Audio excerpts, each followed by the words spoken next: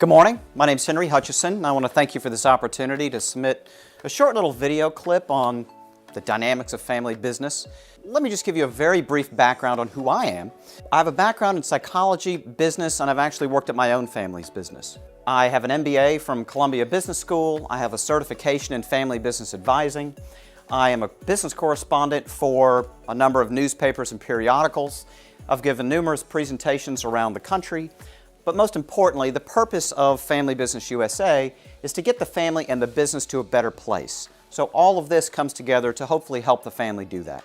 And I did want to take one moment and help you understand how I'm unique from other folks that might be in this field. I come from my own family's business. I've seen the good, the bad, and the ugly. That's my grandfather up there on the left, Olan Mills. He founded Olan Mills Portrait Studios back in the Depression. These are my uncles down here, and that's me over on the right. I grew up working in my family's business. And so I believe that with that experience, when I work with, write to, and present to family businesses, I've been in their shoes, and so I think I can relate to them a little bit better. All right, so now let me take you through what I call family business scope.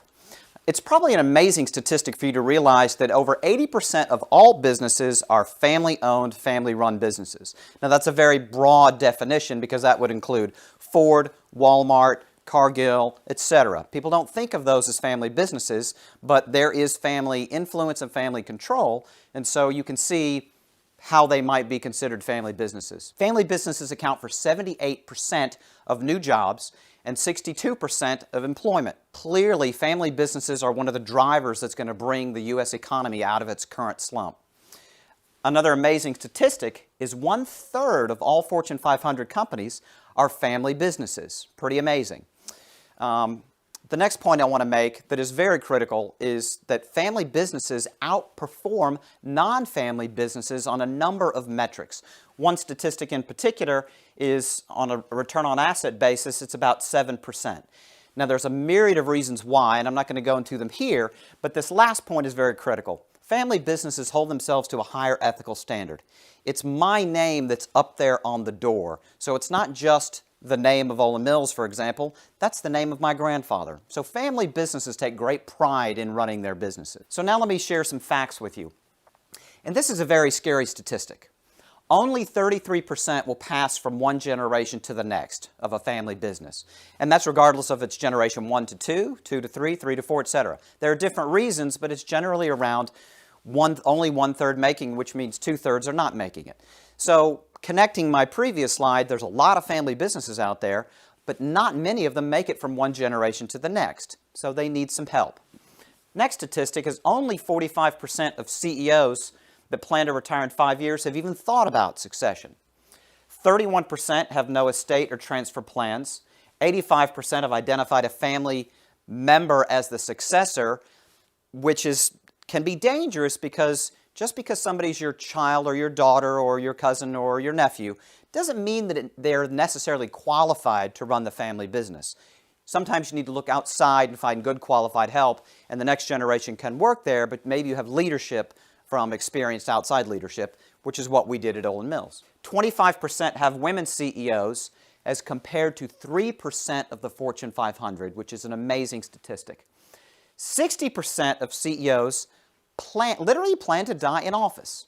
I would contend that there's a much better plan that could be put in place than saying, okay, I'm just going to die in office and that's my plan. And finally, 86% believe their businesses will remain family-owned. Now, if you've been paying attention, you'll see that if 86% believe their family business will remain family-owned, but only 33% are going to make it, there's obviously a disconnect. There's a lot of family businesses out there that don't realize how difficult it can be. So now let me point out something very important. There's a concept called family systems theory, and extrapolating that to businesses, you have family business systems theory. And the point is this: you have the family, you have the business, and you have the ownership. And they can be three different groups of people. But from a founder's perspective, right there in the center of the Venn diagram, you would have mom and dad who are part of the family running the business, and they also are owning it. And you have family members and other business members and other owners, perhaps. But it's this outer line I want to point out. This is a system. Any change to any part of this Venn diagram can impact another part of the system. And that's important to understand when you're dealing with a family business. Okay, now let me point out some of the key issues that family businesses encounter. These are some statistics that are out there to correlate to these different issues. There's financial issues, there are health issues, there are relationship and conflict issues, 39%, aging issues, addictions, alter ego, and mood and mental and mood disorder.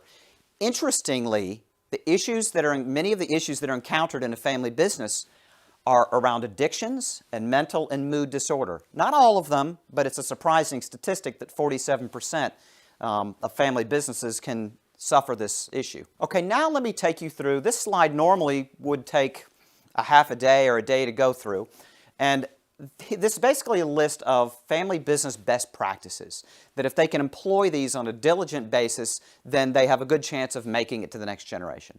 I'm only going to point out one here for the sake of this presentation, and that's the dedication to improving communication. Communication is one of the fundamental bedrock best practices that any family business can have. And let me give you a small little example. So this is a cute little picture diagram up here, and when I'm giving a presentation, I have a couple of these. I ask people to tell me what they see. I'll pick somebody out of the audience, say, what is it that you see here? And everybody will raise their hands and say, you know, I see somebody's face that is looking down and they don't look very happy. And then I'll ask the group, does everybody see that? And only half of the people will see that. And I'll ask the other half, what do you see? Well, I see the word liar written in cursive from the upper left to the lower right. Now, everybody's kind of astonished that they didn't see it originally, and it's a fun little thing to do, but here's the point. Everybody's in the room, everybody's looking at the exact same thing, but they're seeing it completely different. I'm not seeing what you're seeing, and you're not seeing what I'm seeing.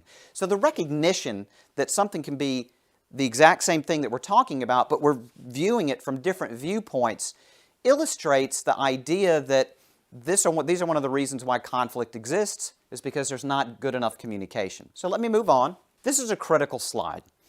In dealing with family businesses, a lot of the focus is around, hey, is the next generation interested? Is the next generation ready? Can we get them ready? How do we deal with that? By the way, how do we improve the communication with the current generation and the next generation? So on and so forth. And oh, by the way, you're managing the business while you're doing all of this, estate planning, so on and so forth. But one of the main issues is, how is the current owner going to get out of the business? What's that style going to be? Are they going to be a monarch and their plan is to die in office? Not a good plan. Certainly doesn't prepare the next generation. There's the general, which we refer to as Napoleon. They go away and say it's all yours, but then they come back because they get bored of playing golf all the time. And they take over and they disrupt the family business because now the business doesn't know who's really in charge. The ambassador. They step out, but they come in as needed, when needed, for the big deals. So, you know, if Dad has been in the business forever, he's 75 years old, and you've got a big contract that's coming up, maybe you bring Dad in and he leads that process because he's the wise old sage that knows this stuff. And that's a great position for a lot of family business owners who are trying to exit. There's the governor, which we think of as Jack Welch. When he was giving up the ownership of GE, he made a declaration. I'm going to be out of here in 2 years. We're going to go through a process of finding my successor.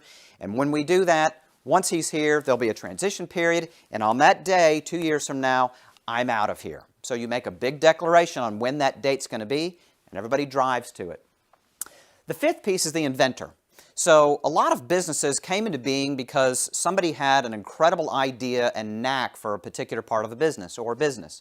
And so just because they're getting out of the business, they don't want to lead the business, manage the personnel, do the day-to-day, so on and so forth, they do have a particular skill and they'd kind of like to become the head of a department or simply go into a department and work in a particular area that they're very good at. And the last piece is what we call the transition czar.